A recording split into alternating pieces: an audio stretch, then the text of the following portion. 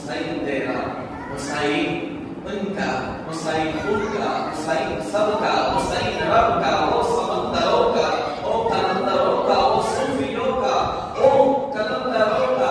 हुसैन अगर शहीद ना होता, एक तो मनोযোগ দিবেন, हुसैन अगर शहीद ना होता, हुसैन अगर शहीद ना होता, आज घर घर यजीद होता, खुदा के घर में अज़ा ना होता, नबी के सुन्नत अदा ना होता।